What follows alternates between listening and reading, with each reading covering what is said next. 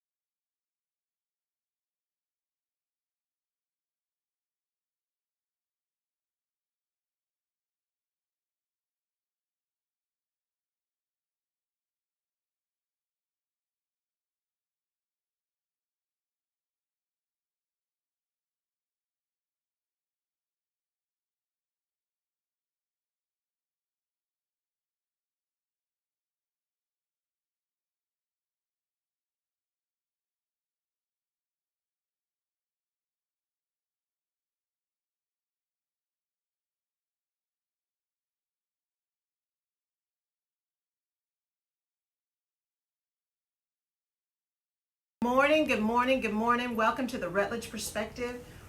Thank you so much, Jerry, for playing that. I was driving in this morning, and this is crazy times, and we're going to talk a little bit about dealing with the new normal today. And as I was getting up and prepping for the show last night and then this morning, it's just heavy right now. It is really, really heavy, and so much concern and fear. And it's just a lot. And as I was driving in, I thought, we have to be concerned and we have to be cautious, but we don't have to be down and we don't have to be fearful. Mm-hmm. And so today we're going to talk about how we manage through that new normal and how we keep some level of positivity. Because I know me, and especially working at home, it is really easy to get really down, to really get caught up in your own, I call it a death spiral of despair. Everything's wrong, everything's bad, what's going to happen. It is easy to get caught up in that. And while those concerns are real, at some level, what we say to ourselves becomes true. Mm-hmm. So we have to be really cautious about what we put in our minds. So let me start with some PSAs and then we'll dive right in. So y'all, it is 2020 and it is crazy and we still have primaries. So please be double checking with your election boards, with your authorities to find out what's going on with your primaries. Good morning, Mayor. Check and see what's going on with your primaries because they are rescheduling some. Some of them they're going to go to all mail-in. I mean, you just don't know. So please double check. Don't lose your voice because you don't know what's happening with your primaries. So make sure. And I understand some of the Republican primaries are actually canceled completely because the president has won the nomination to be the person on the ballot. So just double check. So I have this card for today. That's the big one. I'm not going to talk anymore about the Families First Act because we talked a lot about that last week. I actually did some posting on my Facebook pages last week around that. So we're going to talk about some other stuff today. So I had this card today. Not only did I hear this is the day as I was driving in, but as I pulled this motivational card, the motivational card this morning was, "It is faith that steers us through stormy seas, faith that moves mountains, and faith that jumps across the ocean." And that was Mahatma Gandhi. So whether or not you are a religious person, whether or not you believe in the universe, you believe in God, Buddha, whatever, what is your thing that gets you moving, that keeps you grounded, that keeps you from kind of moving to the dark side, so to speak? Yeah. I was watching Last Jedi last night, so that's what I came up. So what keeps you from moving to that dark side? Where is your village? And I purposefully call the people in my life my village, and why I call people who join my group and join my business my village, because we all need a village. We all need that support system. And I have my Fierce Five. I have my Line Sisters.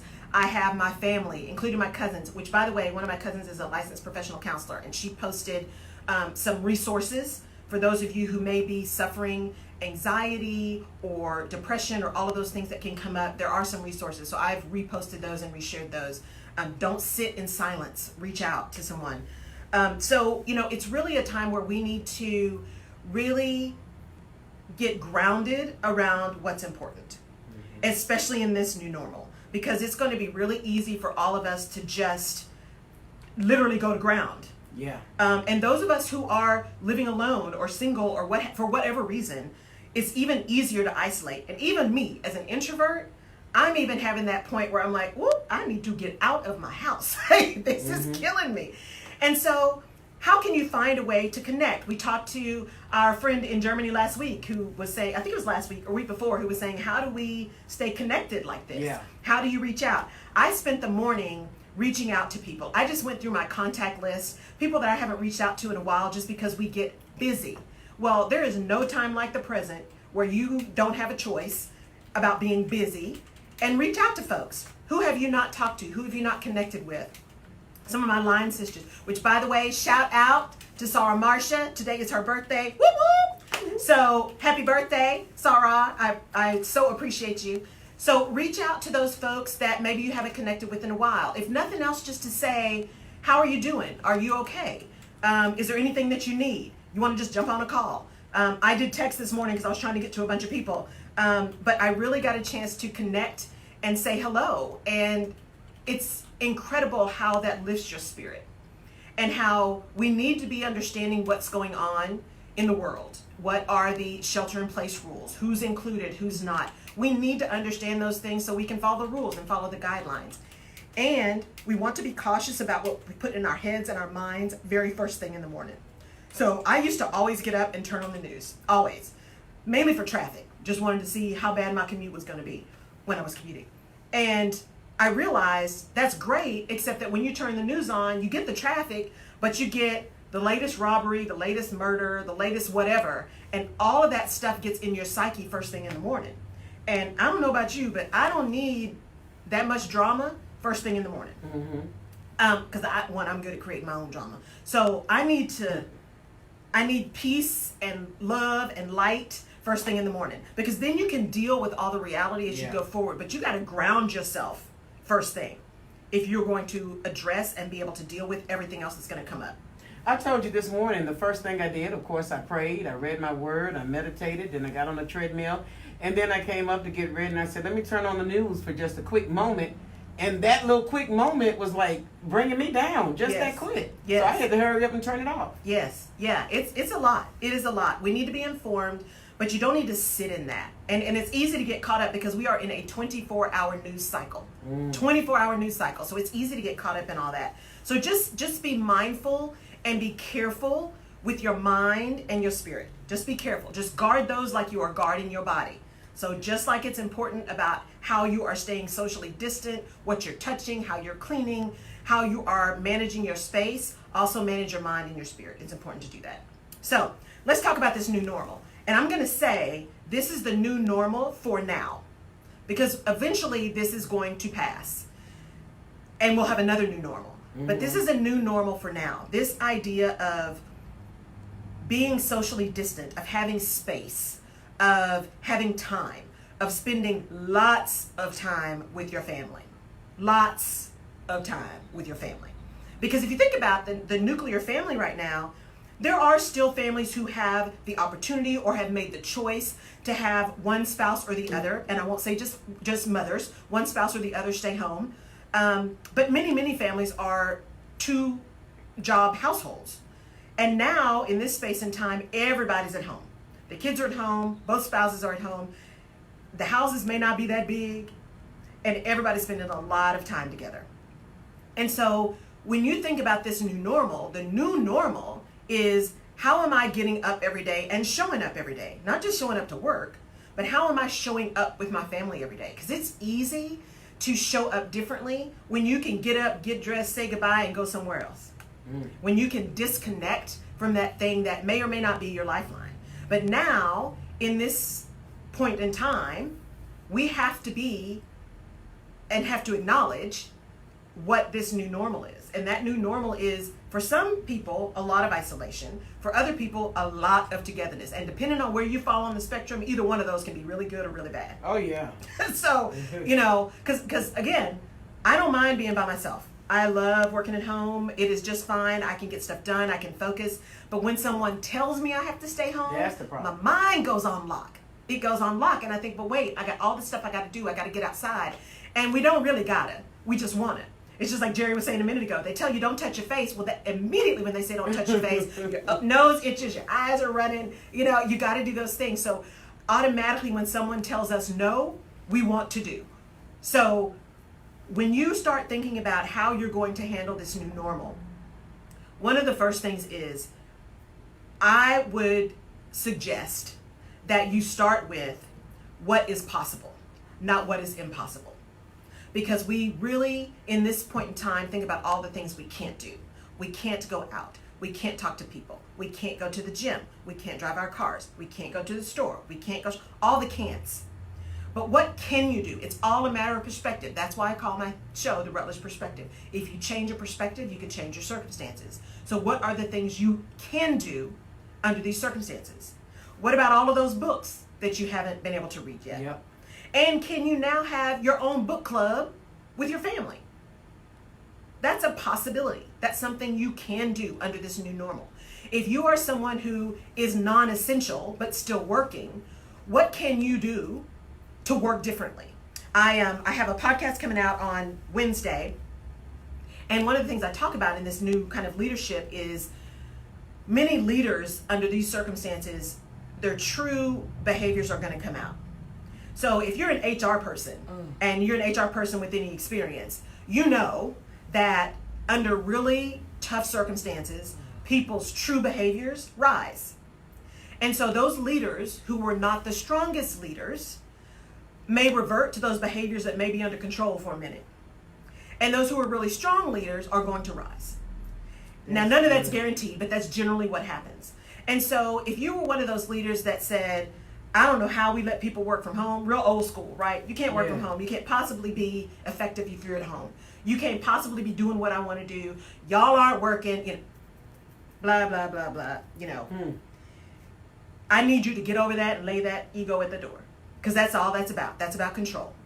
And right now, if people are going to be safe, there are going to be non-essential people who have to work from home. And I also need you to leave the ego at the door. If your job is deemed non-essential, that is not about you. So we have a lot of people who are saying, well, what do you mean? That means my job's not important. That means I'm not important. Do not tie your value to that job or that position. That has nothing to do with your value as a person. And if your job is non-essential, that does not mean you are not valuable. Can I ask this question when you said that? Because that is the big topic on Facebook. There are so many people that are angry that the church itself has not been deemed essential.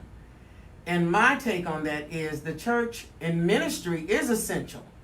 But at the end of the day, no one has said we can stop doing ministry. Right. The building is not for us to gather and have big, large gathering, but ministry can still go forth. Yes. So why is it such a panic about what's not essential? It's human nature, to be honest. So even if we weren't talking about what's essential and what's not essential, in the realm of companies and succession planning, right? How are you going to build your business? How are you going to get new people in? How are you setting your strategy around people? One of the things we talk about is what jobs are critical jobs, right? And what jobs are not critical. And every time I have these conversations with people, feelings get hurt. Because what do you mean my job is not critical? What do you mean? How am I going to tell this person who's been here 30 years that their job is not critical? There is a difference between something being critical and something being, just a regular job. And when we talk about critical, what are those things that are going to impact revenue? What are those things that are going to impact safety? What are those things that, if those things don't happen, it impacts the business negatively? That's something that is critical. And just because something is difficult does not mean it's critical. Critical is an impact determination, right? What is the impact of this thing? So it's the same thing about non-essential or essential. Those that are in healthcare, their work, those doctors, those nurses, those respiratory techs. I'm seeing a lot of posting about, don't forget our respiratory techs. Please don't forget those respiratory techs, because those are the ones running, the respirators and the ventilators and all that. So remember your healthcare workers. Those who are in healthcare, those who are delivering stuff to us, those who are stocking shelves, those things are essential because they are critical to the continuation and the safety of the populace at large. That is what is essential. Now, from a spiritual aspect, because that's the debate, though. Yeah. Because they're saying the church is essential. What is essential is community, and community doesn't have to be in a building. I'm just saying. You said it good, though. I'm just saying. Because I see other churches, they're feeding people, Yeah. they're giving supplies, Yes. and they're doing it outside. Yes. And that's really what we're supposed to be doing, right? Yes. Okay. We are supposed to be serving. And so when you think about this new normal, how can you serve? And you can serve just as well from your couch at home with your laptop. Again, reach out to someone. Get on the phone. Get on text. Get on Zoom. I wish I thought stalking Zoom. Get on Zoom.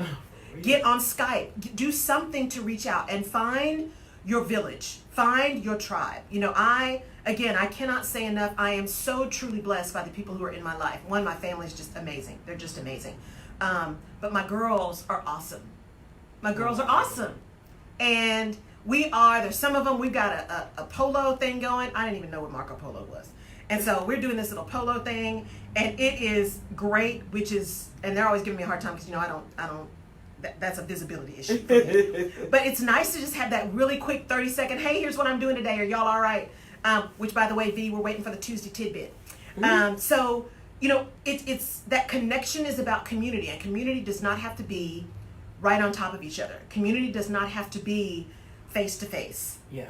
Physically face-to-face. Community is about reach out. Community is about connection. Community is global at this point. There is no other time when we have been more connected globally. You're right. When they talk about the newer generation, because when you're in that HR space, we talk a lot about staffing and about talent and where that's coming from, and how we look at redirecting work, and how we look at helping people stay connected and do the work we need to do. Good morning, Alexis. Do the work we need to do differently. And one of the things we've talked about is a lot of the new generations that have especially grown up with Facebook and TikTok and Instagram and all that kind of stuff, not only from just a connection perspective, but even from a diversity perspective, right? From a boundaries perspective, even global boundaries. That generation does not necessarily have the same holdups around boundaries and what's possible, because they have connected electronically, and their connection is about how do they treat each other, even if they have never met. They may not have ever seen each other's faces, but they have some genuine connection because of the communication that they have, the conversations that they have. And so they don't have the same holdups around boundaries, and how that impact may ultimately, probably not anytime soon, although with this new normal it may impact even what boundaries are. What are country boundaries, right? How are we delivering services? So when we are really sitting in this new normal, for those of us who are used to going to an office, hey Christine, going to an office. For those of us who are used to having, our computer there, going to the coffee machine, right? Connecting at the water cooler, so to speak. It is incumbent upon us to think creatively and get innovative.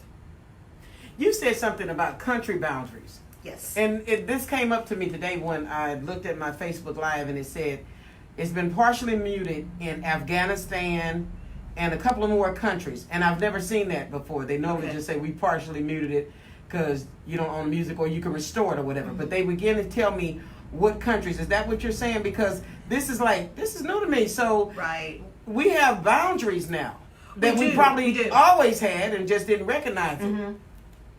I think there are a couple of things. So when I think boundaries, I think about boundaries between communication. Mm-hmm. I think what we're seeing now with the boundaries, like with radio shows, with TV broadcasts and all of that seems to be, from my perspective, seems to be more about controlling the rhetoric, right? Controlling what's getting out there to the populace. And if someone doesn't already know the radio show or already know the topic or those kind of things, there's a lot of, in certain countries, there's a level of control that they want to exercise over what's getting out to their population. Okay. What may be said, what may not be said. And that I think will continue because there's also a desire to manage panic, manage concern, manage fear. And so if you can control the dialogue in some ways, maybe you can control the fear. There is something to be said about having full information. There's also a lot of responsibility that goes with transparency. And being really clear on what's true and what's not, getting real facts. Especially now, folks, all I can say is please, please, please make sure that when you see something, you double check. Double check. Don't take everything as truth because there's a lot of stuff out there. We're seeing now, there was just an alert that actually came from the IRS. There's a scam happening now with these checks that are supposed to be coming out. Now there's some calls that are supposedly coming from the IRS saying, give us your account number so we can automatically deposit your $1,200. Now, we've been getting those calls for a long time. But again, there are many people who are in panic mode right now and many people who are in fear mode right now. So we are easy targets. So just remember to stay discerning. Don't just believe everything you see and hear because there are people who are going to take advantage of the fear and take advantage of the panic. And this is a prime time to do that. And we have the ability to thwart some of that, right? And look out for your folks, especially those people who maybe are now getting more into technology and have it. Yeah. Because I just talked to somebody, I think today, who's like, yeah, I'm probably the last person in Texas who's not on Facebook, right? I'm like, well, you're not too far behind me because I wasn't on Facebook for a long time. So those people who are just now getting into technology and don't know that, again, check on your folks. Older folks who have really been isolated. How do you make sure they are much more aware of how this works? I saw a post earlier today where somebody said that somebody thought that her mother was being frauded because they saw her picture on Facebook and the girl was upset and looked around and she found out it was her mom's husband, I think, who made her a Facebook account because she wanted to start seeing her pastor on Facebook. So it's a lot of that going on. But also, if you notice, it's a lot of messages coming into the Facebook Messenger of different videos and stuff like that. And I don't believe it's people doing it. I believe it's spam. But if you open it, it could create a virus. So do we need to be careful in this hour for that? Yeah, they're telling people, come on, when you're sending Facebook Messenger videos and posts, if you don't know the person, definitely don't open it up. But even if you know the person, do you know them well enough to know that they are being careful with stuff that they're sending? And I don't open a lot of stuff that people send me. I love y'all, love you, mean it. But I'm not going to open everything you send me in Messenger. I'm just saying. Because I don't know what it is. Thank you for the love and for sending it to me. But just know it's not personal. I just may not open it up. And that's just out of an abundance of caution right now, especially. So really, this is a time to be thoughtful, to be mindful, and also to be creative and innovative. We talked about a couple weeks ago how this is a good time for you to start rethinking where you want to be and how you want to operate coming out of this. It's never too early to start planning that. And it's not necessarily sit and overwhelm. So if you think about what's happening, Jerry and I were talking about the people who are now out making masks and selling masks for people. And while they may not be ideal, they're not the N95. I think that's what it's called. They may not be the N95, but they are better than nothing. And people are being creative. You're seeing more and more of these big companies, the distilleries that are now instead of producing alcohol, they're producing hand sanitizer. There's a company here in Houston I think it's a local distillery, who just said they're doing everything, they're moving to creating hand sanitizer.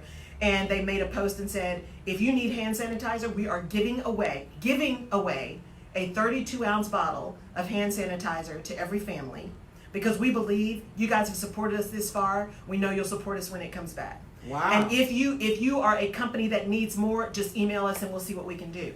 So people are finding ways to change up manufacturing. Big auto companies are now trying to figure out how to do ventilators or how to do masks. I think it's Toyota that's doing masks now. Some of the manufacturers of clothing and things are doing, or even seats, right? Car covers are changing and doing scrubs and masks. People are finding ways to still serve, to still keep their businesses running at this time that is very difficult. The thing that makes me happiest and that really demonstrates leadership You see a lot in the news lately of these exorbitant salaries of CEOs. Crazy, crazy salaries of CEOs. Now, as a business person, I understand the kind of risk that a CEO of an organization takes. If something goes down in the organization, ultimately that accountability rolls up. So the person that goes to jail is the board of directors and the CEO. Oh, Lord. So I understand that there is a certain amount of pay assigned to the amount of risk that is being taken by the person that's leading that organization. So I get that. Some of them I think are a little bit crazy, but I get that.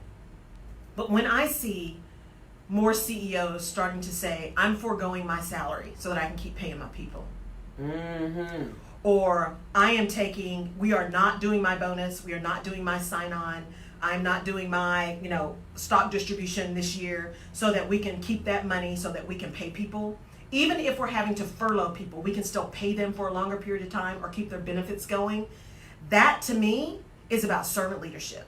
Yes. That to me is about making sure that people understand it's not about you. And if you have been making millions for years, a few months without, I'm just saying. That's true. To help someone who may still be trying to just make sure they can pay their rent in April.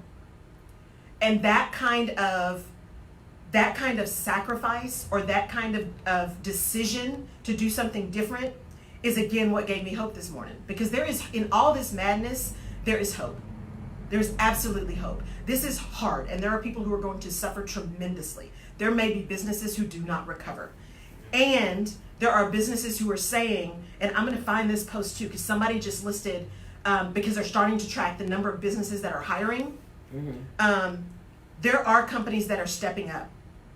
There are companies that are stepping up and saying, if you were laid off, if your job has gone away, we are hiring. It may not be something that you want or love to do, but it is a job. Yes. It is money. Can you do it, at least for a certain period of time? And those companies, this is where reputations and brands are built. Yes. This is where you, especially small business owners, this is where your brand is built. This is where you show people who you are in this new normal. This is where, let me say that one more time. This is where you show people who you are. This is good. Because if you can show up, even when you're hurting, if you can show up in the best way and the strongest way and the most authentic way you can during this time, people remember that. They remember how you treat them. They remember how you treat them. And I got to tell you, it's not easy. I mean, type A insecure overachiever. I've said that for those of you who have been watching me and those of you who know me a lot. I am very, very self-aware and can take a long time to do some self-evaluation, right? I'm constantly thinking about what could I have done better? What could I have done different? Did that make sense? Was that the right thing to say? I mean, I can get in that spiral really quickly.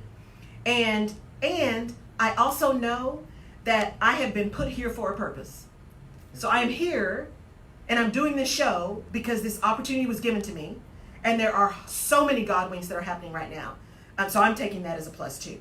Yes. And I'm here to ensure that people understand if you are listening to me, you are not by yourself. There is an opportunity and you get to decide how you want to show up. You get to decide. I like what you just said because I thought about last week and you said, okay, we need to figure out a way how we're going to do the show next week. And I said, I got to make sure that the station is going to be essential. Right. And it was essential. And I said, but if need be, I'll be here, of course, and we can do it over the phone. And then I hit you up and I said, well, actually, if you want to keep your distance and come over here, you 6 can. feet. 6 feet, then I got a mask on. Right. Okay. So I said, if you want to keep your distance, you can come in and let's do the show. And you were gun-ho to do that. That's what it is about being a leader, because you just said it. It's because what's in you in the midst of a crisis is going to come out of you. And if you deem yourself essential, right. We don't care if the world doesn't say what you do is essential. Right. You know that you got a God wink. And can you explain what that God wink is? Yeah, so there's actually a book called When God Winks. I'll try to post that on my site. It's incredible. I read it really quickly. But a God wink is just that little thing that happens where you just know it's from the divine. Again, whether it's God, Buddha, the divine universe, whatever your thing is. And for me, generally God has to burn a bush for me. I don't read signs. I need somebody to tell me. It needs to be in writing, skywriting with a plane to tell me what to do.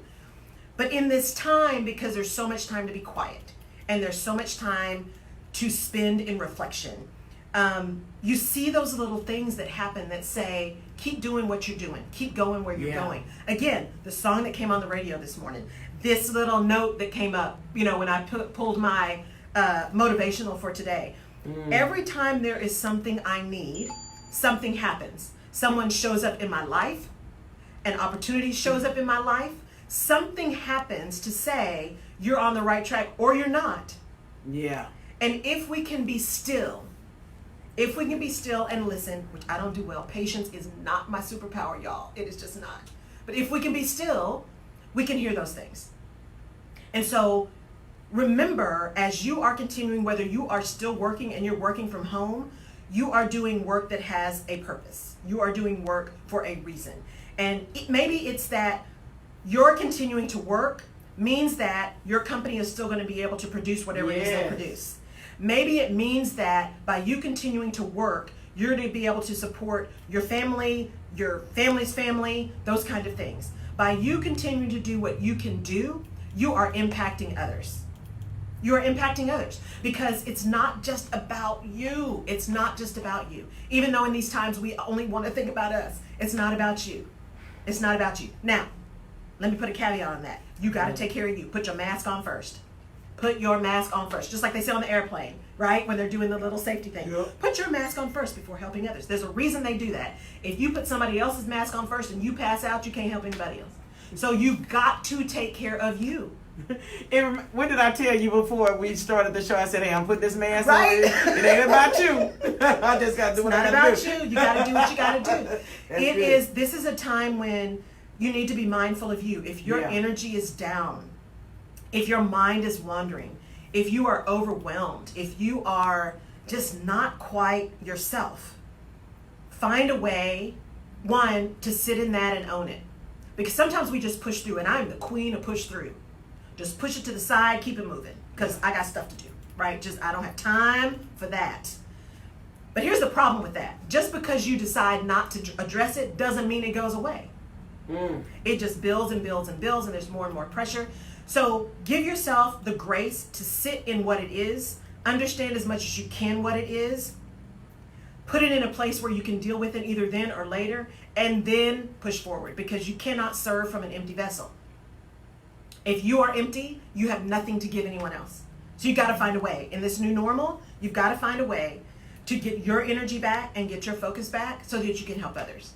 And find that person. Find that person. We all have a person or people, right? And I have some amazing people in my life. And I have some really, really connected people. And so don't disappear on them. Don't disappear on them, because you may be somebody else's person. Because again, it's not about you. It's not about you. I want to go back to what you just said. Something just really hit me when you said, I have some connected people. Yeah.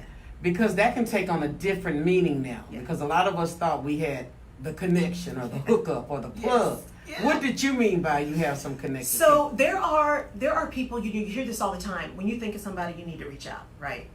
There are people that you are so connected to, you just know that you know that you know, without even saying anything, you can almost feel their presence.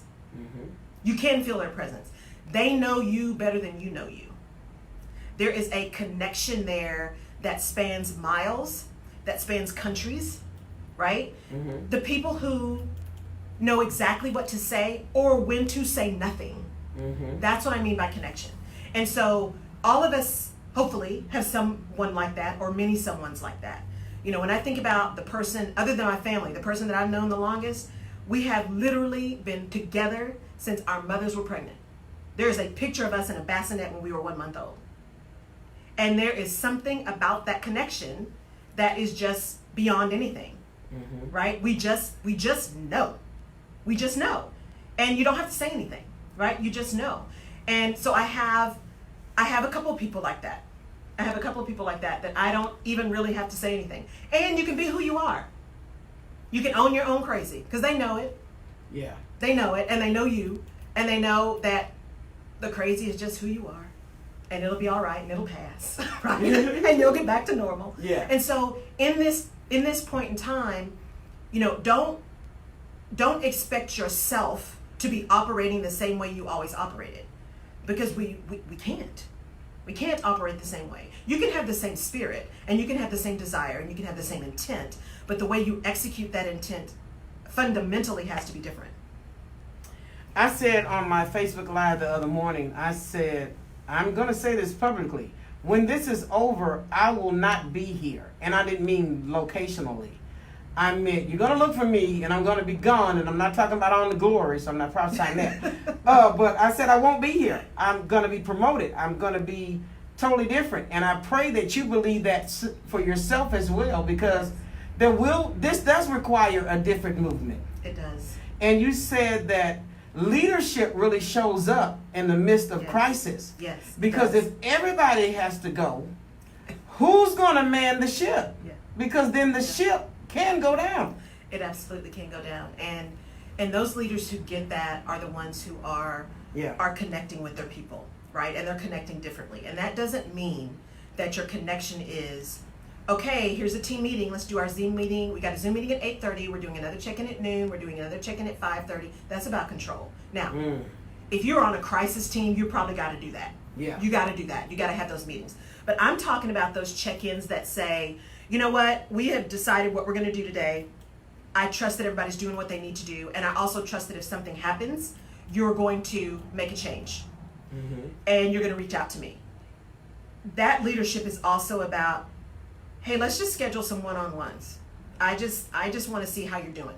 You know, are you able to get done what you need to get done? Yes, is technology working? Yes, all that business stuff. But how are you doing?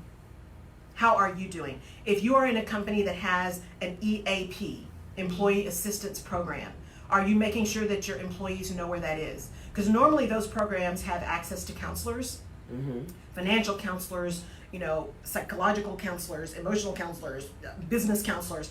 EAP programs are just amazing. And so if your organization has access to something like that, and you've got a team and your team is now working remotely, what are you doing to make sure that your people know how to get access to that stuff? Because that's critical. It's absolutely critical in this point in time, because EAP programs are also confidential. The company does not know if and when and who uses them. They get a note that a number of people have used them, and this is how much they're charged this month, but they don't know. They don't know who, and they don't know why. So don't let your fear keep you from getting the help that you need. Because I'm telling you, the people that are on the other end of those EAP calls are amazing professionals. They are there to serve. They are there to help. And if you need them, use them. So if you are a leader and you've got a team that's now working remotely, what are you doing to check on them? If you are a leader and your team is essential and you're going to work, get out of your office. Yes, you got to keep the social distancing going. I absolutely. And you can still walk the halls and stay 6 feet apart. Hey, y'all, I'm here just making sure everybody's good. Right? Bring in a lunch. Make sure there's water. Take some breaks during the day. Maybe take some collective breaks. Hey, guys, send out a DM. We're going to take a 5-minute breathe break. I want everybody to just get up from your desk, stand up, stretch, walk around a minute, something. You can still connect with your folks at a level that says, yes, we got business to do, but I'm also concerned about you as a person. That's what leaders do. Because leaders understand it's not about them. And in this new normal, you have got to find a way to connect with your people. You have to find a way to connect with your people, because they will remember how you treat them. Those of you who can remember the recession that just happened, you know, that 2007 through 2011 or longer time frame, when people were a lot of people were laid off, and there were leaders who truly treated their people like, well, you don't have a choice. You can leave if you want to. What are you going to do? You can't find a job anywhere else. So we laid off 4 and gave all of that work to one person. We started tracking people's time. We started treating people as if they didn't have a choice. So what happens when the economy turns around and then our unemployment rate is what, 3% before now? People have opportunities to leave. And when you've treated them badly, not only are they likely going to leave, you are not necessarily going to know they're leaving until they tell you I'm out. That just happened yesterday for a major delivery company. I don't want to say the name, but that's how they're feeling, that they're being mistreated. Yeah, and it's tough, and we're watching. When I look at some of those, you know, this is a really hard time, and I probably have a pretty unpopular opinion around that, because you can't mistreat your people during this time, and you know, you gotta and if you are still operating, you also have had to make some choices, hopefully some reasonable and well calculated choices around how you're going to run your business. I am hearing about some of these companies that are still working, who are going to giving extra bonuses, who are trying to manipulate hours, not manipulate in a bad way, but move hours so that people have more time to work or can do shifts if they've got kids at home. That's what we're hearing. Now, I'm also not in the inside of those organizations. And so I would say this to folks. One, if you are having issues in your organization, is it the organization or is it your particular supervisor? There are some cultural challenges, and sometimes, again, just like individuals, their natural tendencies show up in hard times. Real culture shows up in hard times too. So it may be your organization. If it's your organization, then you've got some decisions to make and some things to think about as you go forward. If it's just your supervisor, your individual supervisor, then you got to get strategic about how you're going to manage that and how you're going to work through that and how you're going to put that in the context of how you move forward. If you are truly being mistreated by your organization, what I'm seeing is people really wanting hazard pay. They're wanting more protective equipment, and that is all valid. That is valid in terms of concern, in terms of wanting to make sure that they are okay, in terms of what, again, how do we define essential? And with all of those things, if companies can find a way to increase pay, to give bonuses, to do those kind of things, yes, I absolutely encourage them to do that. Small businesses alike, if there's a way for you to do that, please do. If the companies have made a decision that we would rather keep more people and maybe not give as high a bonus or maybe not be able to do hazard pay now, talk to your people, be transparent. Because I found, just in my history, that a lot of times some of this challenge and some of the concern and some of the irritation and frustration can be at least mitigated, if not completely fixed, or you can't necessarily make it go away. You can at least help manage it by being more transparent and communicating with your people. It's one of the things I talk about. Communicate, communicate, communicate. You have to be clear. You have to be transparent. You have to tell people what the plan is. And even if you say to people, I said this last week, even if you say to people, we are meeting, here's what we think is going to go on, based on what's happening, here's our plan, tell people. And tell people, you know, I don't know how it's going to work, but here's what we're trying to do. I always say, and please, if you're online and you've got questions, please feel free to ask those questions. I say to people, because I say to people all the time, you can ask me anything. This is what I tell folks. You can ask me anything. If I can't answer it, I will. If I can't answer it, I'll tell you I can't and tell you why. And if I don't know, I'll say I don't know.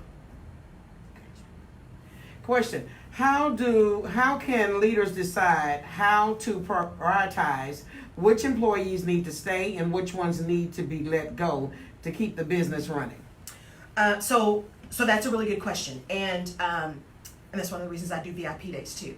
So looking at your business, it's again getting back to what you deem essential. And here's the challenge. Let's say, for example, you have a department that has 10 people, and all of those people essentially do the same role. And you have been told, okay, we are now going to have to cut down. And what you've been told is we have got to cut costs. You've not been told you have to cut people. You've been told you have to cut costs. The first thing I would challenge you to do is say, is there a way that I can do something temporary and keep the team? Can I decrease salaries legally, right? So you need to make sure if you've got people who are under contract, you may not be able to do that. But if there's a way you can decrease salaries for a period of time and keep everyone, even if it's a little, at least they're taking something home, do that, because then you can keep people. If you cannot do that, then you need to go through a process that really determines what work is being done in your department, who is doing that work, how that work can be redistributed, and then make a decision either on a tenure basis, on a skill basis, right?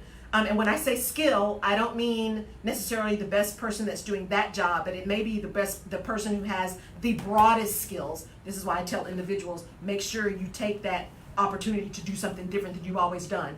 Because this is a period of time that if you can do multiple things, you become more essential because you're not locked into just one thing. So if you are having to decide who may need to go, you need to look critically at who's on your team.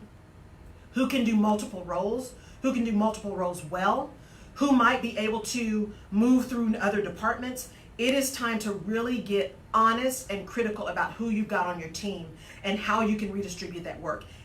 It is not easy, but you have to be consistent. And quite frankly, the first thing you need to do is, what is the work that I need to continue to do without names? Don't think about names. Don't think about who's on your team. What is the work that I need to do first? Because if you start thinking about people first, you will never get to the work that needs to be done because you're emotional. Take the people out of it, what work needs to be done. Then go back and look at your team from a skill perspective. Who's got what skills that can do this work? Then you look at the people specifically. What work needs to be done? What skills to do that work? Then look at the people. Because if you start with the people, it's going to be emotional. And this is not a time that you can make those decisions emotionally. And make sure you're connecting with your HR professional or your legal professional. Because depending on if you have some kind of contract, there may be things that you have to do or certain ways you have to do it. Depending on how many people you have, you might have to give government notices. If you're doing a certain number of layoffs, there are notices, warn notices that you have to essentially tell people that you're about to lay folks off. So there are some rules around compliance for doing some things. So make sure you're connecting with professionals before you do that. Hopefully that answered the question. I believe so. Okay. That was a good one. And can leaders ask who wants to go? So, there's always an opportunity to say, hey, is there someone who wants to volunteer? Volunteering is always, if you can, if it's not a compliance issue for your business, asking for volunteers always helps. And if, again, there's a way you can set up, if you volunteer, here's something we will give to you, right? We can give you a package. Right before I left my last organization, one of the things that we knew is that we were going to have a big drop off because we had a number of people who were reaching that opportunity to retire. And so we knew we were getting ready to have a big gap. And the challenge is not that we didn't want people to retire, but we needed to know, specialized business, we needed to know who was going to retire and when, right? At least as much as we could. So what did we do? We put a program in place that says, if you will notify us that you are planning to retire, here are some things that we're going to put in place to support you in doing that, right? Either some bonuses, some opportunity to decrease the number of days that you work in the office, over time. So if you have a way that you can set up a volunteer program, even if it's temporary, if you will volunteer to work from home the next 2 months, or you will volunteer to take a furlough for the next 2 months, and here's what we're going to do to support you to do that, then by all means take a minute to design that and to offer that. Get legal counsel to do that. Get HR counsel to do that, because what you don't want to do is put in place something that you're not going to be able to support, or that's going to create additional issues when you're trying to bring people back. So when you're creating those kind of things, it's really important to get counsel, because there are some specific compliance stuff. And what I'll do, I'm trying to get on Adrian's calendar. So Adrian, if you're listening, we got to get on calendar hopefully in the next couple of weeks. We're going to talk about that. That's one of the things I want to talk about with him, is how you can design kind of programs. One, how you can decide who to go from a legal perspective, and then how you can help design some of those programs and protect your people and protect yourself in doing so. Good deal. What else is coming through? I'm trying to look on 2 different pages. Oh. Right now. Okay, so the other thing I mentioned a little bit is about creativity. So we're finding during this time that it's important to dig a little bit deeper. So I thought about yesterday, as I wrote my blog that's going to go up this week, and even the podcast this week, is how do we get creative and how do we change the way we think even if we're working? And the thing that came to me was IT, our IT people. And the reason it came to me is because in many organizations, and IT people, forgive me, I'm talking from my personal experience, in many organizations, IT and many of the back office, right? IT, finance, HR, we are blockers to creativity. We block the organization's ability to move fast. because we are so afraid of compliance and managing risk that we don't let people just move. Now, I'm not saying open up the floodgates and let people do whatever they want to do, because there is such thing as cybersecurity, and especially now we got to be careful about hackers. But IT people, this is an opportunity for you to shine. You hear me? Shine. People are having to work from home. People are having to get creative. What can you do as an IT department to say, you know what? Here's what we're going to do. Here's some additional applications that we may have been testing. We're not sure they work. We're going to do some pilots right now because there are enough people working at home, and we've got a way to set some of this up that we can pilot test this, and maybe this is a way that we can become more efficient and effective on a go-forward basis. This is your opportunity to be on the cutting edge for your business of how we get more effective and more efficient when we have to be technologically connected, when we can't be face-to-face physically connected. It is your opportunity. So instead of leading with risk, leading with managing risk, leading with impossible, lead with what is possible. Because the technology is amazing.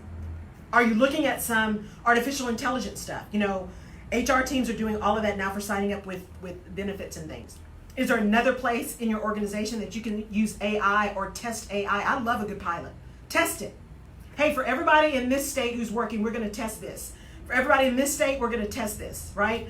And in IT, you're probably having to keep some people on board anyway, because you've got to make sure your systems are working. Because I'm telling you, I don't know what was going on yesterday. My Wi-Fi yesterday was not stable. Yeah, same here. It was not stable. So I know you IT folks are probably working serious overtime, trying to make sure things are online. And especially for, you know, big chemical companies, big technical companies that are reliant now upon technology just to have their businesses run. So this is your time to shine. Individuals, this is your time to shine. Do not go to ground. Do not go to ground. That idea that you've been sitting on, start working on it. That may be the next thing. This is your opportunity. This is your opportunity. Don't sit in overwhelm. Don't let yourself get into the mundane. Yes, you're at home. Yes, you're having to work from home.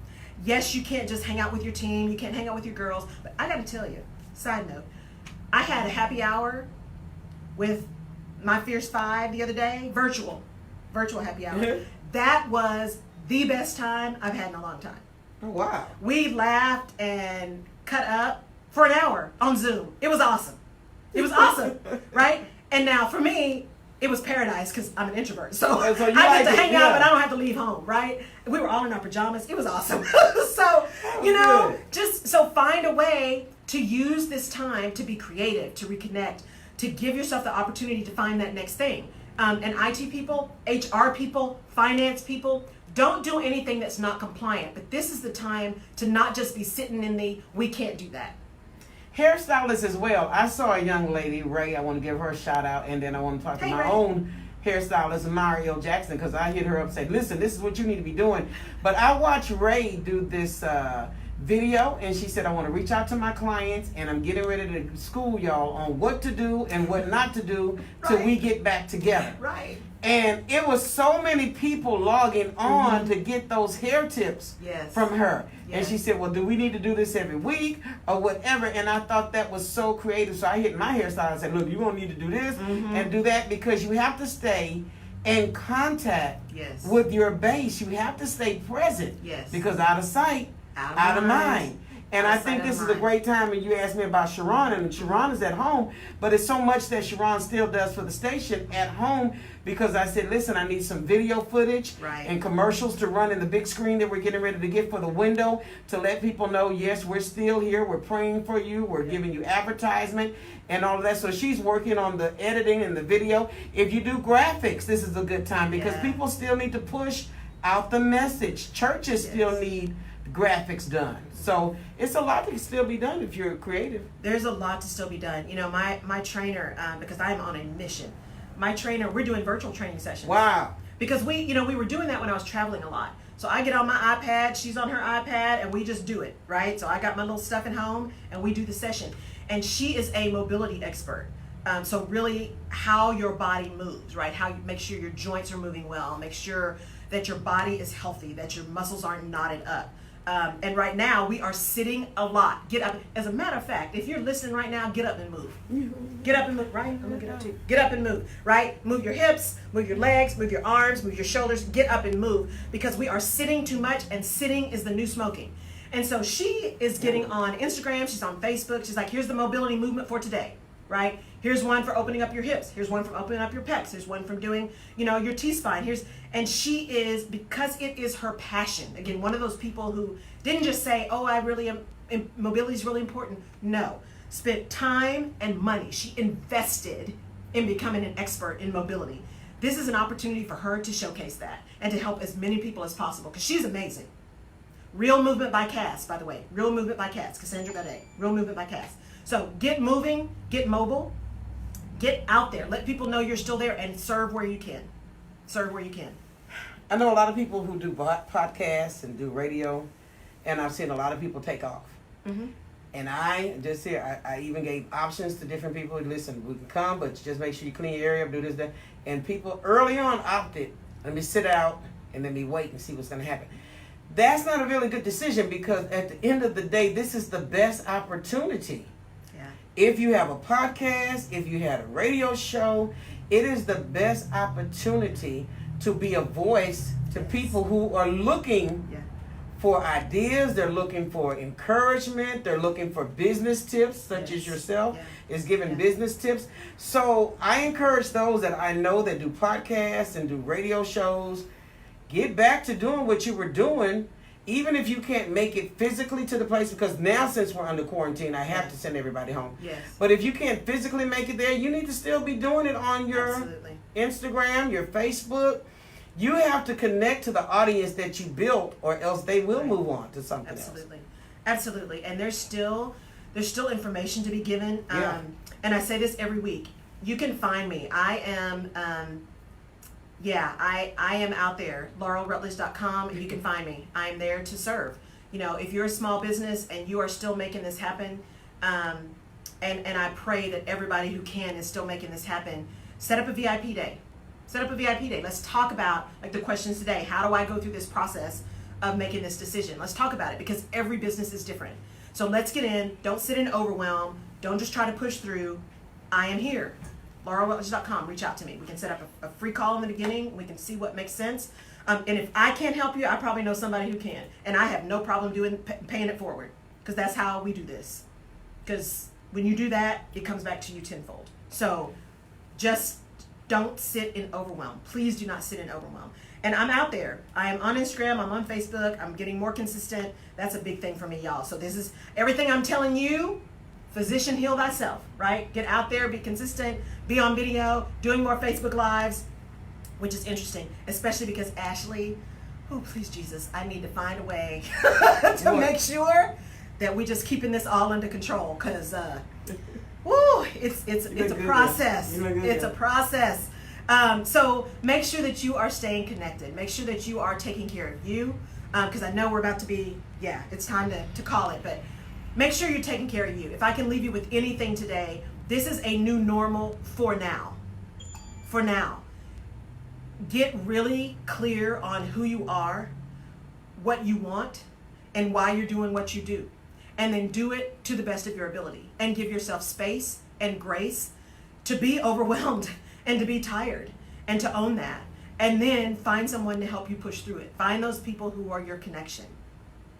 I'm not gonna lie. I honestly thought today, I said, I may take a personal day tomorrow. Mm-hmm. And it's because this has been more stressful than it normally is, because you're encouraging, you're praying, you're dealing with different people that are panicking. You, your own self, are trying to make it in the door without nobody coughing and breathing. So it's a lot going on at this time. And you have to give yourself and be honest and say, I may need a personal day.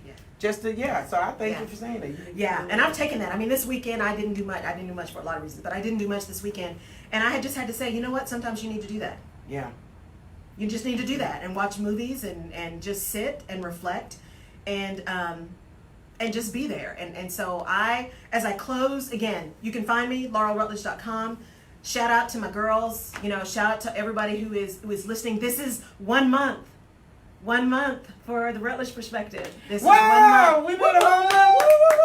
So thank you. When all you be of coming back? I am absolutely coming back. As long as y'all keep tuning in, I will keep coming back. I love it. I love being here with you. Thank you, all of you who tuned in around the world. I appreciate it. Hit me up. If you got any more questions, hit me up. I'll be posting some stuff on my Facebook page too of how you can get to me. Thank y'all for tuning in.